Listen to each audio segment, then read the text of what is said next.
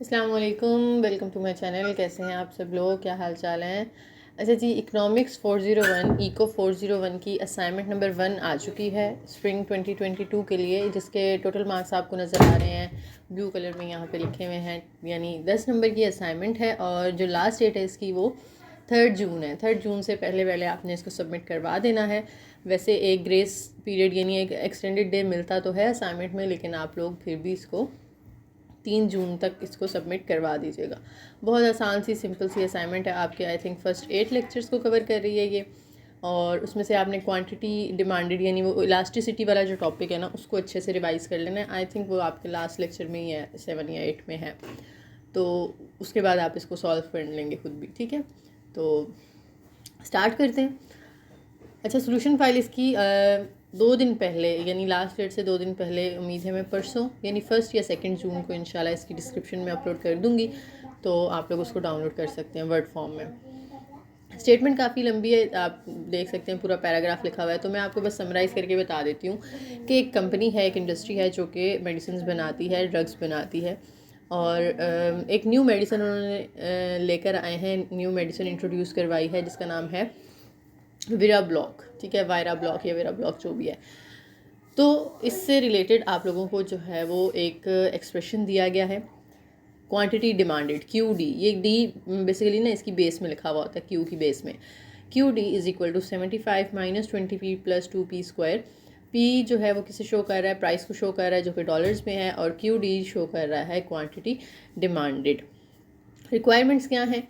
ए part में हमने calculate करनी है जी प्राइस इलास्टिसिटी ऑफ डिमांड, और जबकि प्राइस की वैल्यू उन्होंने हमें दे दी $4, और फिर हमने रिज़ल्ट को इंटरप्रेट भी करना है। ठीक है, बारी बारी सारे पॉइंट्स की तरफ आते हैं। पहले हम सिर्फ पॉइंट ए देख रहे हैं, तो उसमें हमने क्या करना है जनाब के पॉइंट इलास्टिसिटी या प्राइस इलास्टिसिटी फाइंड करनी है। तो क्या फार्मूला होता है? प्राइस इलास्टिसिटी का फार्मूला आपके सामने लिखा हुआ है यहाँ पे। डेरिवेटिव लेना होता है आपने क्यू का विद रिस्पेक्ट टू पी, और उसको मल्टीप्लाई कर देना होता है पी बाय क्यू के साथ। तो अब देखिए हमारे पास क्या ये सारी चीज़ें मौजूद हैं, नहीं है तो हम इनको पहले फाइंड कर लेते हैं। तो सबसे पहले हमें यहाँ पे क्या चाहिए, हमें D Q by D P चाहिए, यानी क्यू का डेरिवेटिव चाहिए विद रिस्पेक्ट टू पी। तो क्यू का हमारे पास फंक्शन लिखा हुआ है 75 minus 20p plus 2p square, तो उसका हम डेरिवेटिव ले रहे हैं विद रिस्पेक्ट टू p। अब कांस्टेंट जैसे कि आपको पता है हमेशा जब भी उसका डेरिवेटिव लिया जाए तो वो 0 हो जाता है, तो कांस्टेंट हमारे पास आ गया जी 0 माइनस 20 एज इट इज़, और p का डेरिवेटिव हो जाएगा 1, क्योंकि हम विद रिस्पेक्ट टू p कर रहे हैं। जब हम x का derivative with respect to x लेते हैं तो 1 होता है।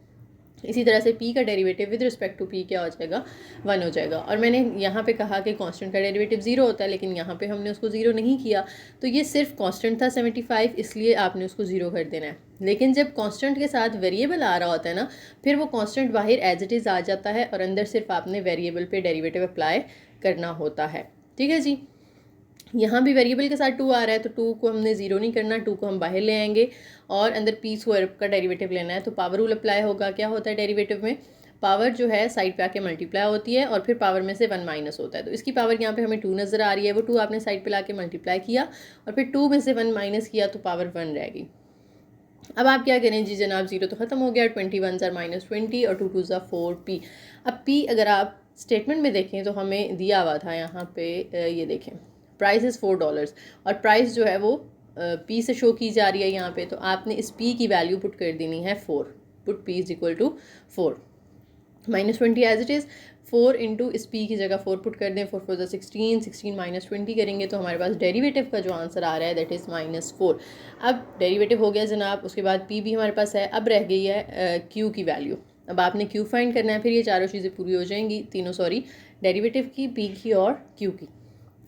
तो q फाइंड करने के लिए देखें q का फंक्शन है ना आपके पास, जहाँ जहाँ p आ रहा है वहाँ वहाँ आप क्या करें, उसकी वैल्यू पुट कर दें, तो q का आंसर आ जाएगा आपके पास। तो हम क्या करते हैं, p को पुट कर देते हैं फंक्शन के अंदर। एक 20 के साथ p आ रहा था और दूसरा 2p स्क्वायर था, तो दो जगह पे p था, दो जगह पे आपने 4 सब्स्टिट्यूट कर दिया। 4 का स्क्वायर 16, 16 2 ज़ार 32, एंड 20 को 4 से मल्टीप्लाई करें तो 80 आता है।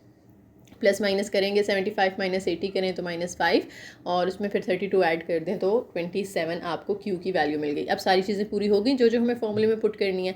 तो अगेन हम अपना फॉर्मूला राइट करेंगे, और इसके अंदर D Q by D P की वैल्यू लिख दें -4 जो हमने ऊपर निकाली थी, और p की वैल्यू हमारे पास 4 है, क्वेश्चन में दी गई थी। q भी हमने खुद फाइंड किया है 27।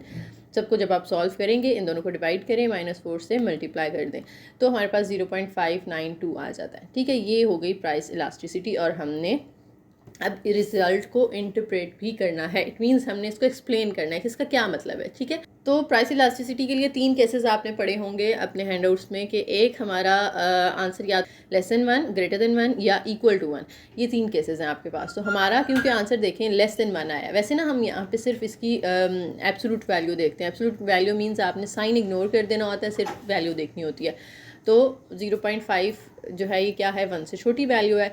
तो इस सूरत में जो प्राइस इलास्टिसिटी है या पॉइंट इलास्टिसिटी है वो क्या होगी, इन इलास्टिक होगी। ठीक है, अच्छा जी, अब इन इलास्टिक की आगे जो उन्होंने कंडीशंस दी हुई हैं वो भी आप लिखना चाहें तो लिख सकते हैं पॉइंट्स की फॉर्म में, कोई मसला नहीं है। नेक्स्ट हम चलते हैं बी पार्ट की तरफ। तो बी पार्ट हमारे पास है जी, calculate total revenue of the industry, यानी आपने इस इंडस्ट्री का टोटल रेवेन्यू फाइंड करना है। रेवेन्यू का मतलब होता है इनकम, एक तरह से ना इनकम फाइंड करनी है। By using above information in part A के अंदर जो हमने जो वैल्यूज़ निकाली हैं उनको यूज़ करते हुए हमने क्या करना है जनाब, टोटल इनकम फाइंड करनी है। ठीक है, तो टोटल रेवेन्यू की हेडिंग दे दें आप, और टोटल रेवेन्यू को आपकी बुक में TR के साथ शो करवाया गया और उसका फॉर्मूला दिया गया है P × Q। P is the price and Q is the quantity demanded. P हमें 4 दी हुई थी क्वेश्चन के अंदर, 27 Q हमने खुद निकाला था, दोनों को मल्टीप्लाई कर दें तो $108 आपके पास टोटल रेवेन्यू। डॉलर का साइन लगा लीजिएगा यहाँ पे।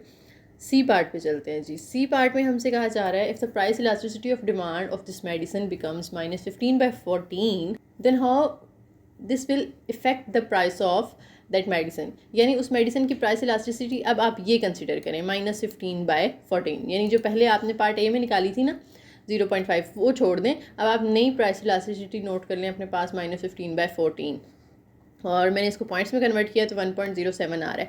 तो जैसे मैंने आपको बताया कि आपने क्या करना है, माइनस साइन इग्नोर कर देना है, हमने इसकी एब्सोल्यूट वैल्यू देखनी होती है। तो एब्सोल्यूट वैल्यू में हम साइन इग्नोर कर देते हैं, यानी माइनस भी प्लस हो जाता है।